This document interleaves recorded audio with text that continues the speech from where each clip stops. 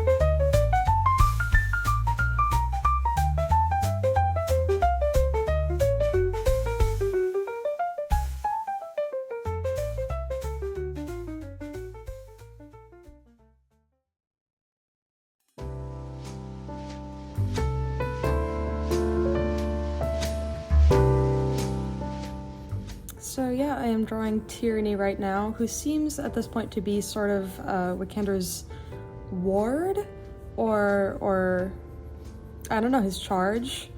I love the idea of using tieflings as actual like demons or devils that can be like summoned from their plane, and the idea that there's this religious order that is essentially seeking to redeem demons, as they say. Of course, this is only episode 1. We don't know how legit any of this is, but I just think that that's a super interesting concept. That being said, as it stands now, I'm not actually a huge fan of Tyranny's character.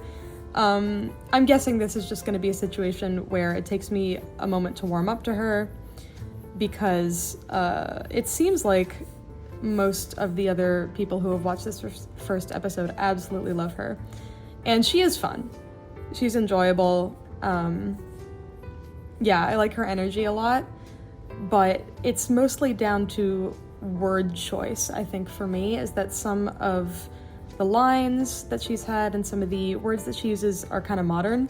And for me personally, that just takes me out of the fantasy setting a little bit, but I know that that is super petty and personal and is not at all a reflection on Whitney's playstyle, which seems to be pretty great so far. I haven't seen her in anything else. And yeah, I'm assuming that I will grow to like Tyranny more as the campaign moves forward. I mean, clearly I like her design. I'm drawing her. These goat eyes are so much fun. I love a weird pupil.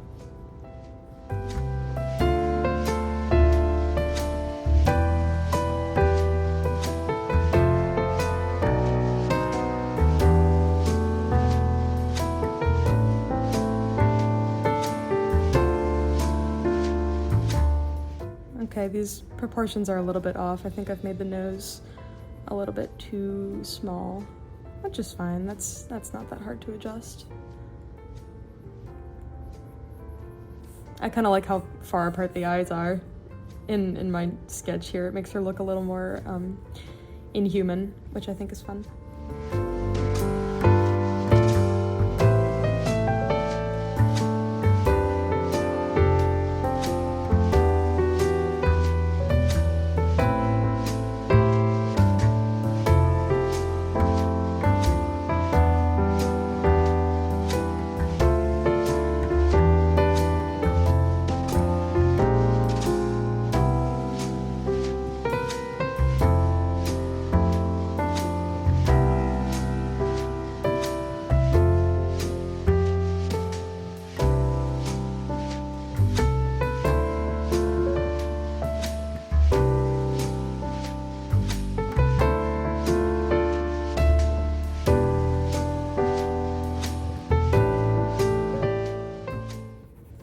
I'm really liking Brennan's DMing style. I know I'm super late to the game, but I've never actually watched him DM anything before. I've never seen anything from Dimension 20 or anything like that. But I don't know, he seems like he's very careful with his words, which I appreciate. And I'm super, super intrigued by what Thiazi was doing and why everyone seems to know him, and what the Falconers Rebellion is. Also, all the different character introductions. I was worried about such a big party and how they would go about the first episode, introducing all those characters. But I think Brennan set each of them up beautifully, especially Valus at the end. Oh my god. Valus's entrance was absolutely crazy. It's like they're setting her up to be the big bad evil guy, which I know she's not. Well, I don't know she's not, she could be. But just the most epic entrance. So cool. I'm not gonna say aura, but yeah, I'm gonna say aura. She has aura. It was just so cool and well worth the wait until the very end of the episode. I kind of like everyone's character, honestly. Even Julian, who I know we're not really supposed to like. You love to hate him, you know? I'm almost wondering if he is going to be the first example of an evil-aligned player character in Critical Role, which would be really cool. But then it would be also really cool if he has some sort of, like, crazy redemption arc.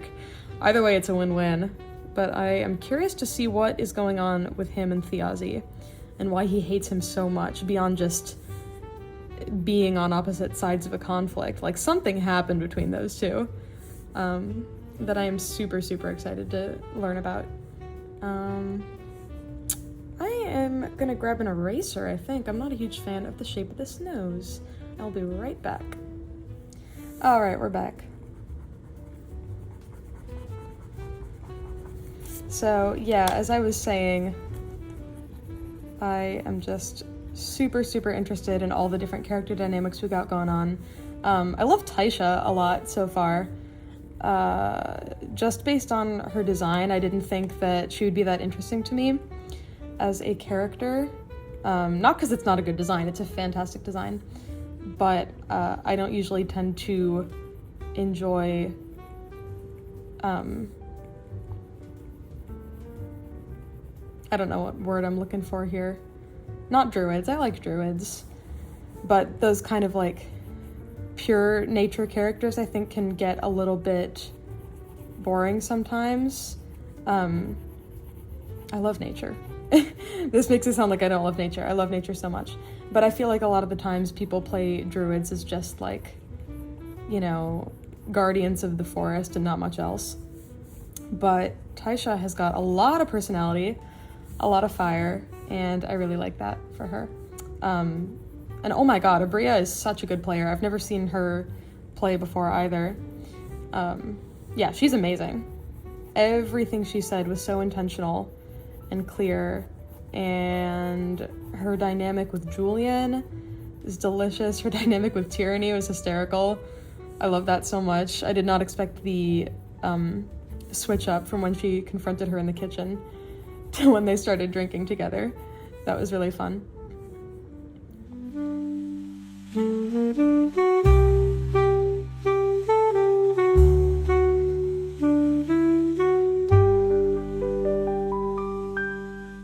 This isn't exactly perfectly proportionally accurate to the reference, but I think that's okay.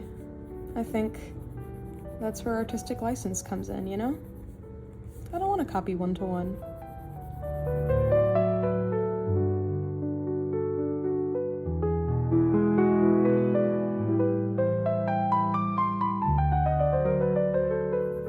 Oh my god, and of course I gotta talk about Thimble. Laura Bailey. Laura Bailey, the woman that you are, she really came out swinging in this campaign. She just wanted all of us to cry in episode 1, and she succeeded. Oh, that was just... she's such a good actress. It's amazing. I already know I'm gonna love Thimble. I knew I was gonna love Thimble from the second I saw the art of her. And I think it's really fun that we've got our first really tiny player character and that Sam is playing a normal-sized man, or a tall man, 5'11". But yeah, I love that Laura went really bold with this and is deciding to play an itty-bitty little character, and I am curious to see how that's going to affect player decisions. I'm also super curious about how they're going to divide the table, because they said that they're going to split it off into 3 groups. I don't remember what the 3 groups are called. Seekers is one of them. What are they? Seekers? Hunters? No, that's not one. Fighters? I'm not sure. There's like a lore one, an espionage one, and then like a combat one. And people were thinking that they were going to be divided based on their color schemes, because there was kind of like a group with a green color scheme, and then a group with a more like red-orange color scheme, and then one with a more purple color scheme. And they still might divide it like that. That would be fun, but I think based on the differences in personality that we now have, and the amount of paladins, there's so many paladins for some reason, I don't really know how they're going to divide it. And I don't know that we're going to know that for a bit, because if I remember correctly, the first 4 episodes are all going to be as a group, which I'm glad about. I'm not ready to not have all of them each week. I'm already attached to this group. But whenever that does happen, maybe I'll make another video and get back to y'all about my thoughts, which would be really, really fun. And speaking of, if any of you guys have watched the new episode, I would love to hear your thoughts as well. Your theories on the 3 groups, or on whatever the heck is going on with Wicander and House Halavar. Yeah.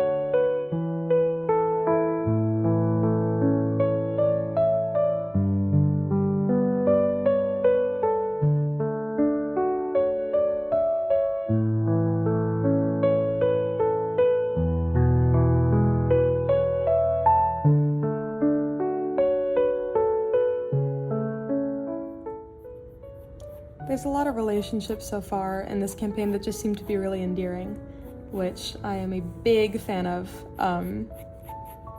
For example, when Taisha called Octus her son. Oh, so cute. That's my favorite kind of thing in D&D. Just those, like, adorable little relationship building moments. And Hal being a girl dad, that just makes me so happy. Liam seems like such a girl dad, and I'm so glad that he is playing a character like that now. And he seems to have a lot of kids. 3 so far, I think, if I remember correctly. There might be more that we don't know about yet. I also love the society that Brennan has set this in Dol Makyar. Super interesting. I just love that it's super, like, orc heavy, that there's just a lot of orcs around, and the idea of everyone kind of being like one big family, and the emphasis on theater and the arts. Of course I love that. I'm an artist. I'm not a theater kid myself, but I grew up in that kind of environment, so it makes me happy.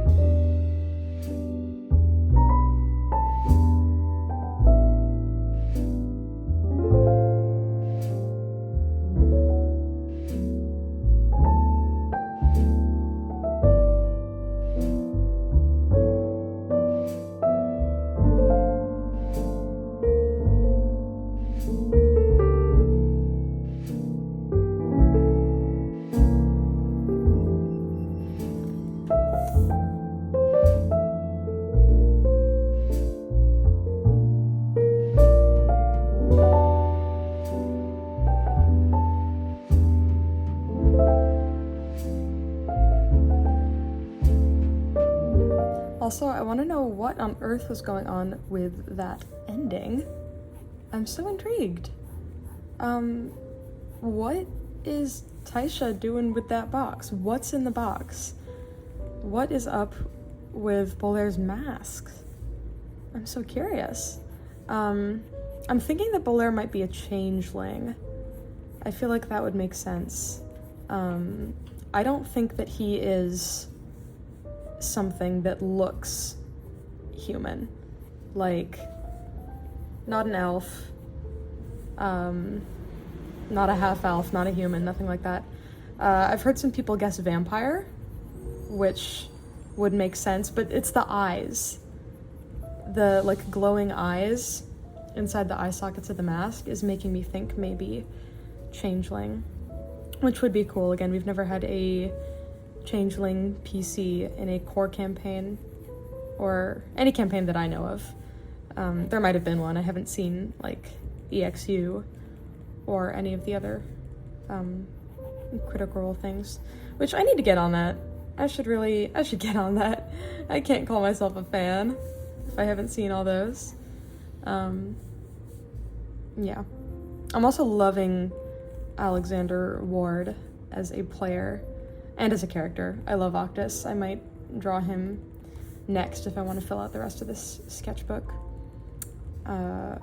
So precious. He wasn't kidding when he said that he was a dork. Such an adorable character, which I'm super into. I never noticed that Tyranny had these freckles until now. That's cute. I like them. I love how Whitney described her smell before her appearance. Chocolate chip cookies and sulfur. I wonder what that smells like. Probably not very good.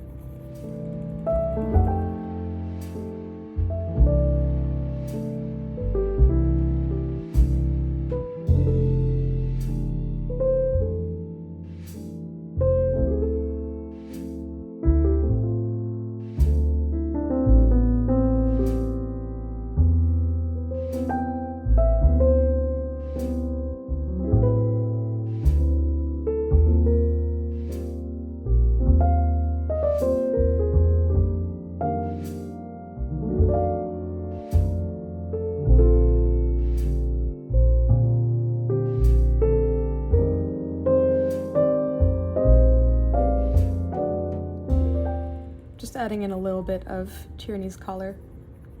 I've already seen so many cosplays of her. Y'all work so fast. The cosplayers work so fast. I don't know how they got it done so quickly, but they look amazing. I feel like the tieflings are always fun to cosplay.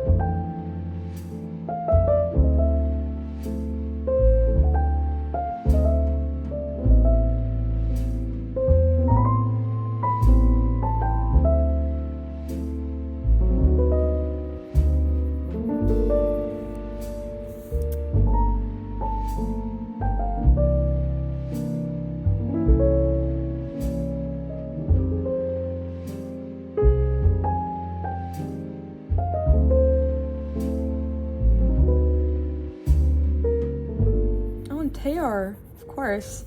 Can't forget Tayor. Travis has always been my favorite core player in Critical Role. I just love his playstyle. I feel like he is really good at giving space to the other players and letting them have moments. And he always looks so excited whenever anyone else is doing something cool, which I just really appreciate. But I really like Tayor. We haven't seen a ton of him yet, and we don't have a lot of like personality details from him yet. But what we have seen, I greatly enjoy. That moment of him tearing open the grate to get to Thimble and heal her. I feel like that was just Travis and Laura in that scene, honestly. And the accent. I love the accent. I am such a sucker for accents in D&D.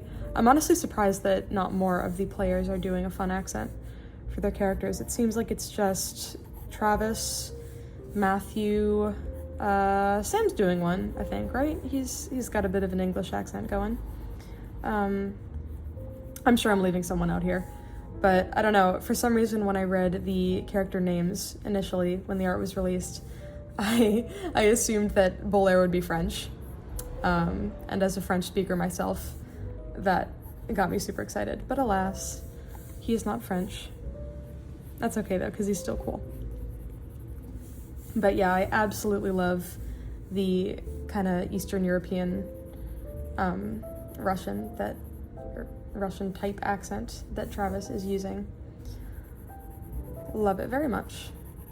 Can't speak to its accuracy, of course, but I think it sounds very cool.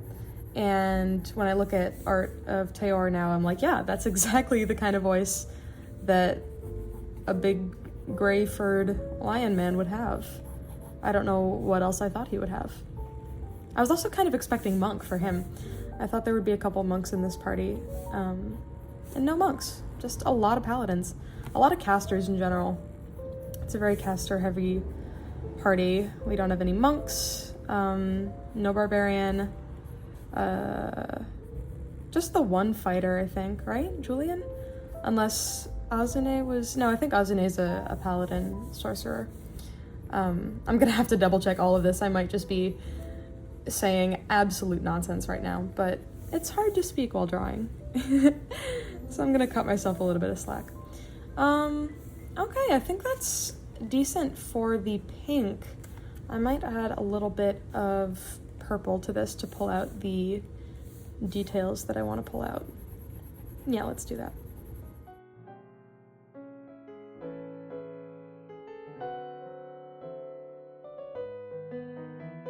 Alright, so I'm just going to highlight some of the important things and little occlusion shadows with some purple to darken them up a little bit and make them easier to see.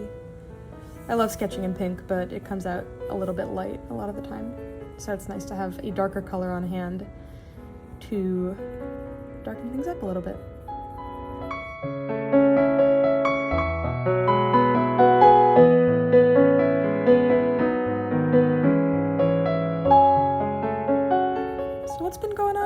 guys' lives?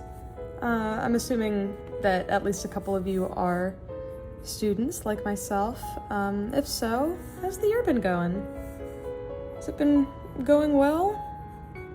Mine's been going pretty well, but it's been very, very busy, hence the lack of new videos or new posts, which is good. It's a good kind of busy for sure. There's a lot of projects that I am currently working on, one of which I have already made so much art for, but I can't release any of it because this is a secret project that I unfortunately will not be able to tell you guys about for about another year. It's not my project. I'm an artist on it.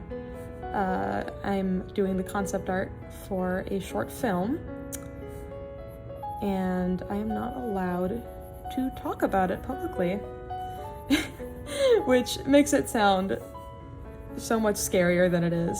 But I'm having a really good time working on that. But it is taking up the vast majority of my free time, which means not as much time for cozy sketching like this. But that just means that when I do get to do it, it's all the more enjoyable.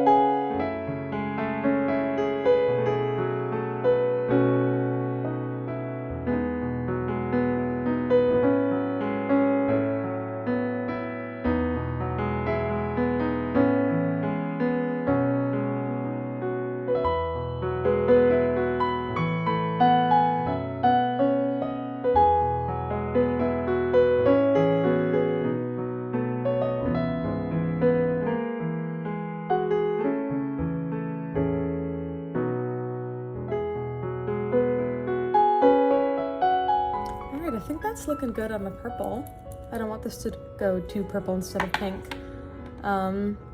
It's looking kind of desaturated on the screen, but I think that's okay.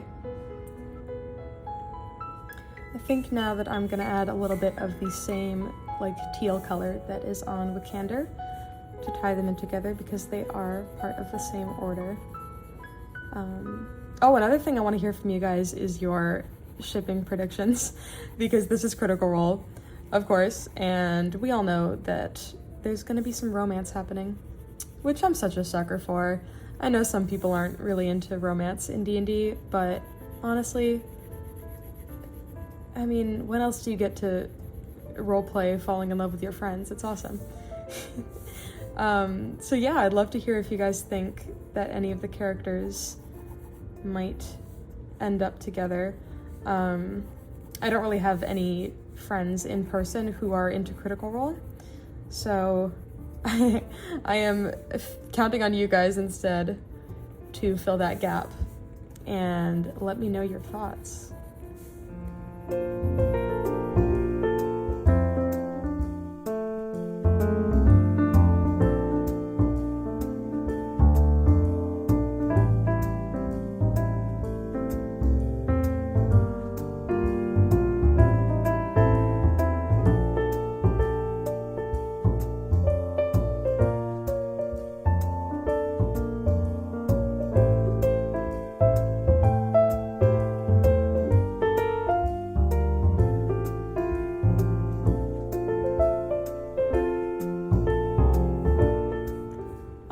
I think that's gonna kind of do it for this little sketch of Tyranny. I'd love to do the yellow goat eyes, but I don't have any sort of yellow colored pencil, so I think, yeah, maybe we can add some green to them. I think that's gonna do it. Yeah, it's just a fun little sketch. I hope you guys had a good time if you drew along with me. And I hope that you guys are having a good fall season. I'd love to know if you have any sort of like fun Halloween plans, or if you've done any sort of spooky art. I'd love to see that. And then yeah, definitely drop your thoughts on episode 1 of Campaign 4 in the comments if you've watched it. I would love to know what you guys think. Again, I am counting on you to feed my mania, because I have no one in person who I can talk to about this. But yeah, I hope you all have an excellent night or day or whatever time it is for you, and thank you so much for watching. Goodbye.